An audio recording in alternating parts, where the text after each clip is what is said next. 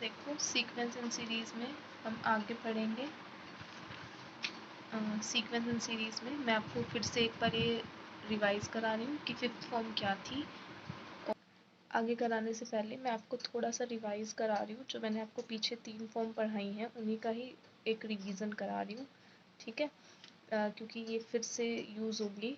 तो fifth form जो है कंपैरिजन टेस्ट की क्या है कि limit n tend to infinity a n upon b n, जहाँ पर ए एन हमें गिवन होता है, बी एन हमें खुद चूज़ करना पड़ता है, is equal to L. L जो है वो क्या होता है, फाइनाइट एंड नॉन ज़ीरो, ठीक है। अगर आपको एल फाइनाइट और नॉन ज़ीरो मिल रहा है तो सीरीज़ ए एन का और बी एन का जो बिहेवियर होता है वो क्या होता है, सेम होता है, ठीक है। दोनों एक साथ कन्वर्ज करते हैं और दोनों एक साथ ही डाइवर्ज करते हैं।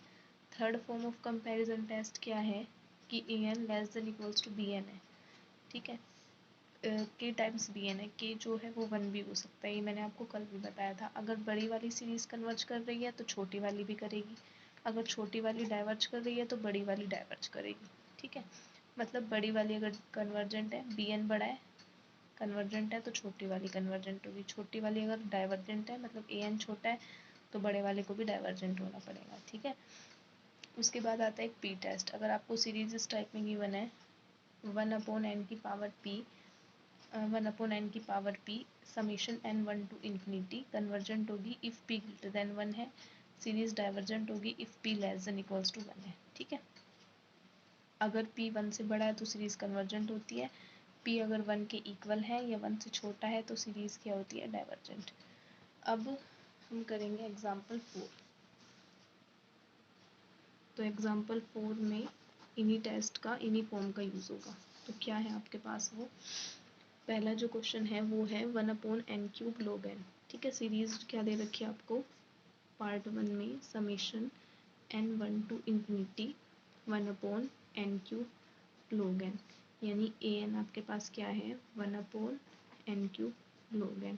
अब देखो वी नो दैट, हमें एक रिलेशन का पता है, वो क्या रिलेशन होता है कि जो log n होता है वो आपका ग्रेटर देन 1 होता है और all n greater than equal to 3 के लिए, ठीक है। कैसे होता है आप इसको वेरीफाई इजीली कर सकते हो। आप log n को 3 पुट करो, log 3 की जो वैल्यू आती है वो आप अपने साइंटिफिक कैलकुलेटर से कैलकुलेट करके देखना, हमेशा 1 से बड़ी आएगी, ठीक है। सिमिलरली log 4 log 5 आप खुद वेरीफाई कर सकते हो, हमेशा 1 से बड़ा आएगा।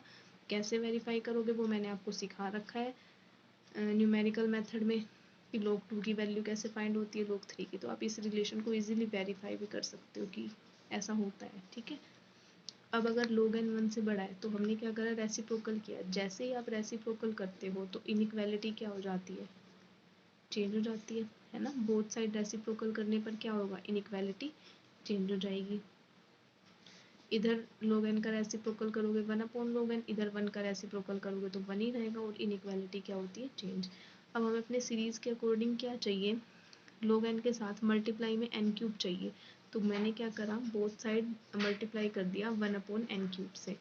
तो इधर जब आप 1/n³ से मल्टीप्लाई करोगे तो ऐसा हो जाएगा, और इधर करोगे तो ये क्या हो जाएगा 1/n³ for all n greater than equal to 3, ठीक है। अब देखो, अब हम इस वाले टेस्ट का यूज़ करेंगे, A N less than equals to K times B N. मैंने आपको बोला था कि के 1 भी हो सकता है, तो उसी फॉर्म का बन गया ये आपके पास ए एन है, लेस देन इक्वल्स टू क्या बन गया, बी एन, ठीक है। अब देखो, फिर मैंने आपको क्या कहा था कि अगर बी एन आपकी कन्वर्ज कर रही है ना तो आप कह सकते हो कि ए एन भी कन्वर्ज करेगी। तो देखो बी एन को चेक करो, बी एन क्या है आपके पास, कंपेयर करोगे तो बी एन है आपके पास 1/n³ और ये क्या है, इज कन्वर्जेंट। क्यों कन्वर्जेंट है, बाय पी टेस्ट, ठीक है। ये बाय पी टेस्ट कन्वर्जेंट है, क्योंकि पी टेस्ट क्या कहता है कि अगर यहाँ पे p जो है वो ग्रेटर देन 1 है तो गिवन सीरीज आपके पास क्या हो जाती है, कन्वर्जेंट हो जाती है। इसीलिए ये वाली सीरीज आपके पास क्या हो गई, कन्वर्जेंट हो गई। अगर ये कन्वर्जेंट है तो बाय कंपैरिजन टेस्ट इसे भी कन्वर्जेंट होना पड़ेगा। कौन से कंपैरिजन टेस्ट है, third form of comparison test. अगर बी एन कन्वर्जेंट है तो ए एन को भी क्या होना पड़ता है, a N is also convergent. तो आप यहाँ से कह सकते हो by third form of comparison test a N is also convergent. ठीक है, तो यहाँ पे आपके दो टेस्ट लगे हैं, एक तो third form of comparison test और दूसरा पी टेस्ट। बी एन आपकी पी टेस्ट से कन्वर्जेंट है, और अगर बी एन कन्वर्जेंट है यानी बड़ी वाली सीरीज कन्वर्जेंट है तो छोटी वाली भी कन्वर्जेंट होती है, किससे? Third form of comparison test से। ठीक है, अब देखो एक और क्वेश्चन है, फोर्थ का ही सेकंड पार्ट है। 1/3 प्लस एक्स, जहाँ पर एक्स क्या है? कोई भी नंबर है ग्रेटर देन 0। ठीक है, 0 से बड़ा।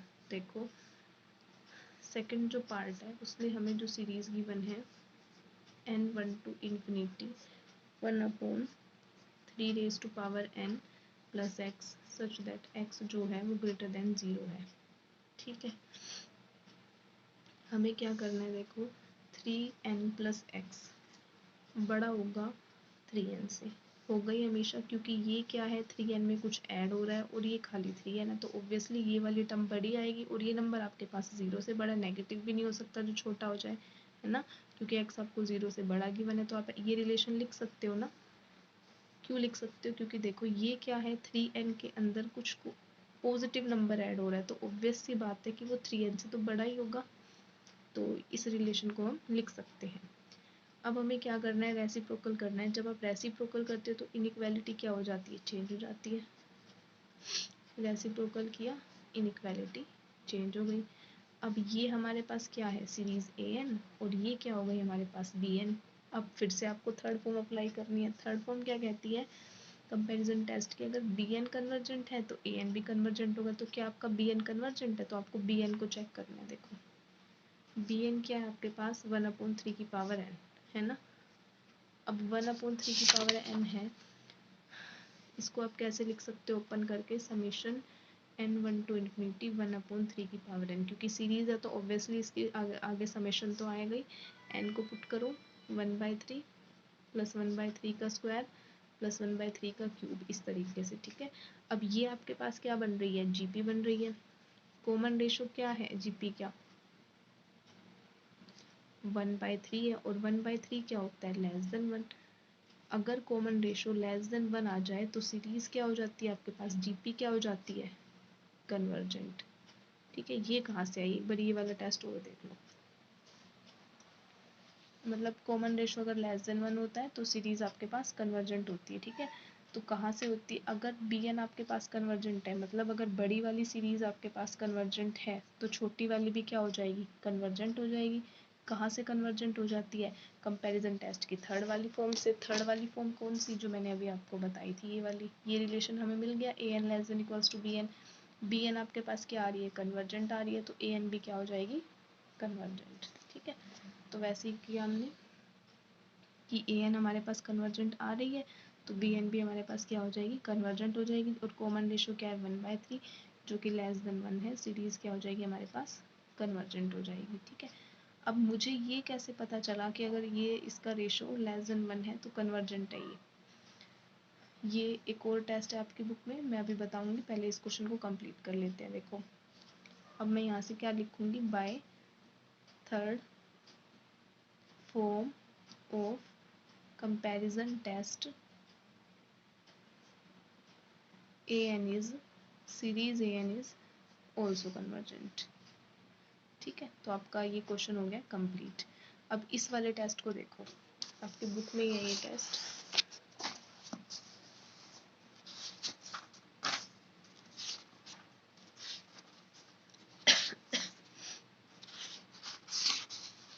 ये था कन्वर्जेंस और डाइवर्जेंस ऑफ ज्योमेट्रिक सीरीज, कि ज्योमेट्रिक सीरीज को आप कब कहोगे कि वो कन्वर्ज कर रही है और कब कहोगे कि वो डाइवर्ज कर रही है। अगर मोड r लेस देन 1 हो, लेस देन 1 का मतलब है r की वैल्यू -1 से 1 के बीच में आ रही हो। ठीक है, इसका मतलब क्या है? इसका मतलब है कि r की वैल्यू -1 से, मोड r का मतलब है कि r की वैल्यू -1 से 1 के बीच में आ रही है। ठीक है, तो वो कन्वर्ज करती है। डाइवर्ज कब करती है? जब r या तो 1 के इक्वल हो या 1 से बड़ा हो। ऑसिलेट फाइनाइटली कब होती है? जब r की वैल्यू -1 हो। ऑसिलेट्स इनफाइनाइटली कब होती है? इफ r क्या हो आपके पास? Less than -1। ठीक है, कन्वर्ज कब करेगी? अगर मोड r लेस देन 1 हो। डाइवर्ज कब करेगी? If r greater than equal to 1 हो। ऑसिलेट फाइनाइटली कब होती है, इफ आर इक्वल टू -1 हो। ऑसिलेट इनफाइनाइटली कब होती है, अगर आर लेस देन -1। ठीक है, तो अब यहाँ पर देखो, यहाँ पे जो मैंने क्वेश्चन किया उसमें मेरा कॉमन रेशो क्या आ रहा था, 1/3, और 1/3 -1 से 1 के बीच में आता है, ये कह दो लेस देन 1 होता है, तो सीरीज क्या हो जाएगी आपके पास, कन्वर्जेंट हो जाएगी। ठीक है, उस टेस्ट से ये कन्वर्जेंट हुई थी। अब आगे क्वेश्चन देखो, आगे मैं कराऊंगी आपको एग्जाम्पल 5 कल मैंने आपको कराया था। ठीक है, और एग्जाम्पल 6 भी करा दिया था, 7th भी करा दिया था। अब हम करेंगे एग्जाम्पल 8। एग्जाम्पल 8 में क्या है, test the convergence of the series where, ये हमें सीरीज दे दी और x क्या दे दिया, greater than 0। Test the convergence of the series this where x greater than 0। तो सबसे पहले हम इस सीरीज को nth टर्म की फॉर्म में लिखेंगे। देखो एग्जाम्पल 8 क्या दिया है हमें, series summation n1 to infinity an is equals to 1/1 plus x upon 1 plus x square plus x square upon 1 plus x cube up to चलती जा रही है। ठीक है, इसको हम इस फॉर्म में भी लिख सकते हैं, n1 to infinity x की power n-1 upon 1 plus x की पावर n। कैसे, देखो इसी की nth टर्म को हम डिफाइन करेंगे तो इसी तरीके से करेंगे ना, n को आप 1 डालो तो किसी भी नंबर की पावर 0 क्या होती है, 1, और इधर 1 डालोगे तो 1 प्लस एक्स, n को 2 डालोगे तो 2 माइनस 1 1 x, और नीचे 1 प्लस एक्स स्क्वायर, n को 3 डालोगे तो ये वाली, तो मतलब nth टर्म इसी फॉर्म में होगी। तो आप कह सकते हो कि an क्या है, कंपेयर करोगे बोथ साइड तो an क्या हो जाएगा आपके पास, ये हो जाएगा। ठीक है, अब हम इसकी कन्वर्जेंस और डाइवर्जेंस को डिस्कस करेंगे, जहाँ पर x क्या है 0 से बड़ा है। तो केस लेके चलेंगे हम, केस 1। केस 1 क्या है, 0 से बड़ा हो लेकिन 1 से छोटा। ठीक है, x क्या है 0 से बड़ा लेकिन 1 से छोटा। इस केस में ये रिजल्ट मैं आपको बार बार बता चुकी हूँ पहले भी, कि अगर कोई भी नंबर है 0 से 1 के बीच में लाई कर रहा है और उसकी पावर अगर आप इन्फिनिटी करते हो तो हमेशा क्या आएगा, 0 आएगा। ठीक है, और लेट बी एन को मैंने लेट कर लिया x to the power n-1, तो ए एन अपॉन बी एन क्या हो जाएगा, therefore A n upon b N, A N क्या हो जाएगा, ए एन अपॉन बी एन करोगे तो आप ए एन क्या है ये रहा, डिवाइड बाय बी एन, तो क्या बचेगा ए एन है हमारे पास this divide by B N, ये बी एन ऊपर आके क्या हो जाएगा, 1 अपॉन एक्स की पावर n-1 कैंसिल ये हो जाएगा, और ये किसके इक्वल आ जाएगा, 1 के इक्वल। 1 के इक्वल कैसे आएगा, जब आप limit n tend to infinity कराओगे। जब n टेंड टू इन्फिनिटी कराओगे ना तो न्यूमरेटर पे कोई फर्क पड़ेगा ना इस 1 पे, ये क्या हो जाएगा 0, कहाँ से, ये इस रिलेशन से, यहाँ से ये चीज़ क्या हो जाएगी 0, तो केवल क्या बच जाएगा आपके पास 1। इसको आप इस तरीके से लिख सकते हो, 0 + 1 क्या हो जाएगा 1। ठीक है, तो मतलब अगर x 0 से 1 के बीच में आ रहा है तो आपको ए एन अपॉन बी एन क्या मिल गया, फाइनाइट एंड नॉन जीरो। और फिर आप वही अपनी कंपैरिजन टेस्ट की फॉर्म लगाओगे, कौन सी वाली, ये वाली, कि अगर ए एन अपॉन बी एन आपको फाइनाइट और नॉन जीरो मिलता है तो दोनों सीरीज का बिहेवियर क्या होता है, सेम होता है। ठीक है, तो दोनों सीरीज का बिहेवियर सेम होता है तो हम बी एन का बिहेवियर चेक करते हैं कि बी एन का कैसा बिहेवियर है। तो देखो बी एन हमने क्या माना था, x to the power n-1। ठीक है, तो आप सीरीज को वैरी कराओ, मतलब summation n1 to infinity b n summation n1 to infinity x to the power n-1, तो ये क्या होगा 1 प्लस एक्स क्यूब, इस तरीके से। तो ये आपके पास एक जीपी बन रही है। कॉमन रेशो क्या है जीपी का, कॉमन रेशो है x। ठीक है, और x क्या है आपके पास, x तो मैं केस 1 में क्या लेके चली थी, वो नंबर जो 0 से 1 के बीच में लाई कर रहा है, मतलब x क्या है 1 से छोटा है। और जब भी जीपी में आपके पास कॉमन रेशो, जिसको हम r से डिनोट करते थे लेकिन यहाँ पर x आ रहा है, वो अगर 1 से छोटा होता है तो सीरीज आपके पास क्या होती है, कन्वर्जेंट होती है। तो आप यहाँ से क्या कह सकते हो, this implies series b n is convergent. ठीक है, बी एन आपके पास कन्वर्जेंट है। अगर बी एन कन्वर्जेंट है तो बाय दिस टेस्ट, आप इस टेस्ट से क्या कहोगे कि ए एन भी क्या होगी, कन्वर्जेंट होगी। ठीक है, so by third form of comparison test, sorry fifth form, third नहीं fifth form of comparison test, series A N is also convergent. ठीक है, अब हम दूसरा केस लेके चलेंगे। दूसरे केस में हमको क्या गिवन है, दूसरे केस में हम लेके चलेंगे कि अगर x हमारा 1 के इक्वल है तब तब क्या करेंगे हम। ठीक है, पहला केस हम लेके चले कि x 0 से 1 के बीच में लाई करता है। केस 2 जो हम लेके चलेंगे उसमें क्या लेके चलेंगे, if x is equals to 1, अगर x 1 के इक्वल है तो in this case a n हमारे पास क्या हो जाएगा, x to the power n minus 1 upon 1 plus x to the power n, तो हो जाएगा 1 अपॉन 1 प्लस 1/2, जो कि नॉट इक्वल टू 0 है। मतलब A N limit N ten to, अब both side limit N ten to infinity कराओ, क्योंकि इधर एन प्रेजेंट नहीं है तो इधर कोई भी फर्क नहीं पड़ेगा एन का, तो ये क्या आ जाएगा 1/2। इधर limit N ten to infinity कराने का कोई भी असर नहीं होगा, तो ये क्या है, नॉट इक्वल टू 0। और ये इससे भी मैंने आपको काफ़ी क्वेश्चन कराए हैं कि अगर आपकी series limit N ten to infinity पे नॉन ज़ीरो आती है तो वो क्या होती है, divergent. Hence for x is equals to 1 के लिए जो गिवन सीरीज है इज डाइवर्जेंट। ठीक है, x को 1 पुट करोगे, इधर 1 की पावर कितनी भी कर लो 1 ही रहती है, तो ये 1 प्लस 1/2 आ गया, दोनों साइन इन्फिनिटी टेन कराया, तो ये क्या आ रहा है, नॉट इक्वल टू 0। और इससे मैंने आपको एक्सरसाइज का क्वेश्चन 1 भी कराया है कि अगर limit N ten to infinity n non zero आता है तो गिवन सीरीज क्या करती है, डाइवर्जेंट। ठीक है, थर्ड वाला केस लेके चलते हैं अब हम। थर्ड वाले केस में हम क्या लेके चलेंगे, इफ x ग्रेटर देन 1, अगर x 1 से बड़ा है, in this case x to the power n infinity को टेंड करेगा as n tend to infinity. ठीक है, आपको ये भी बताया हुआ है कि अगर कोई 1 से बड़ा नंबर है और उसकी पावर इन्फिनिटी है तो वो हमेशा इन्फिनिटी को टेंड करता है।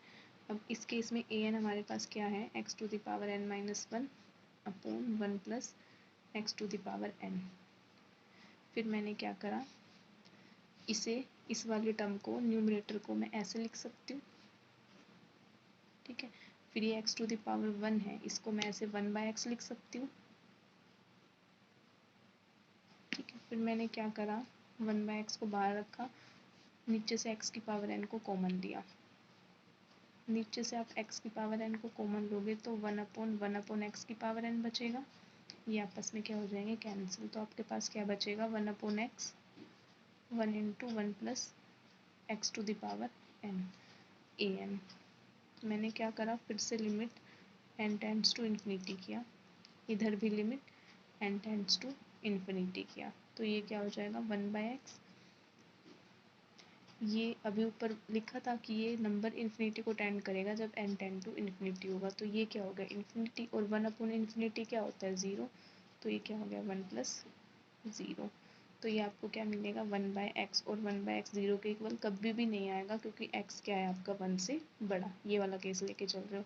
तो जब ये 0 के इक्वल कभी भी नहीं आएगा, तो जैसे उसमें हमने डाइवर्जेंट बोला था, इसमें भी हम क्या बोल देंगे, given series is for x greater than 1 के लिए क्या हो जाएगी, डाइवर्जेंट। ठीक है, यहाँ पे भी नॉन जीरो था इसलिए डाइवर्जेंट हुई, और यहाँ पे भी नॉन जीरो था इसलिए गिवन सीरीज क्या हो गई हमारे पास, डाइवर्जेंट। तो अब हम लास्ट कंक्लूजन क्या पहुँचते हैं, hence an is series an is convergent for x अगर 0 से 1 के बीच में लाई करता है। ठीक है, एंड डाइवर्जेंट, और डाइवर्जेंट कब बोलेंगे, फॉर अगर x क्या है ग्रेटर देन इक्वल टू 1 है, क्योंकि 0 से 1 के बीच में था तब आपकी कन्वर्जेंट आई थी, केस 1 था ये, ठीक है। और केस 2 था अगर x 1 से बड़ा है तो उसके लिए भी डाइवर्जेंट है, और इक्वल टू 1 के लिए भी क्या हो गई, डाइवर्जेंट हो गई, ठीक है। अब हमें क्या करना है, देखो अब एग्जाम्पल 8 से आपका एक्सरसाइज का 10th क्वेश्चन इजीली हो जाएगा। ये तो बिल्कुल ही एग्जाम्पल 8 जैसा है, बाकी ये दोनों भी आप ट्राई करना। एक्स के लिए आपको अलग अलग केस डिस्कस करने पड़ेंगे, ठीक है। नहीं हो तो मुझे बता देना, ग्रुप में फ़ोटो क्लिक करके सेंड कर देना या पर्सनली पूछ लेना, मैं आपको इसका सोल्यूशन प्रोवाइड करा दूँगी, ठीक है। और अब मैंने आपको एग्जाम्पल 4 कराया था, एग्जाम्पल 4 से रिलेटेड है आपका क्वेश्चन 3, ठीक है। तो मैं इसका आपको एक पार्ट बता देती हूँ, बाकी आप ट्राई करना। जैसे थर्ड का फर्स्ट पार्ट देखो आप, थर्ड क्वेश्चन के फर्स्ट पार्ट में आपको गिवन है summation n1 to infinity 1/2 to the power n plus 3 to the power n। तो देखो हमने क्या करा, यानी an हमें क्या गिवन है 1/2 to the power n plus 3 to the power n। फिर मैंने क्या करा, चूज किया bn को, ठीक है। bn को मैंने क्या चूज किया 1/3 टू द पावर n। फिर मैंने क्या करा, an/bn किया। an क्या है 1/2 टू द पावर n और 3 टू द पावर n, है ना। और डिवाइड किया इसको 1/3 टू द पावर n को, n से 1/3 टू द पावर n को ऊपर लेके जाओगे तो क्या हो जाएगा 3 to the power n divide by 1। 3 to the power n common आ जाएगा, नीचे से भी आप 3 to the power n common लो, 2/3 raise to power n plus 1, ठीक है। ये आपस में कैंसिल हो गए। लिमिट लगाओ, limit n tends to infinity an/bn।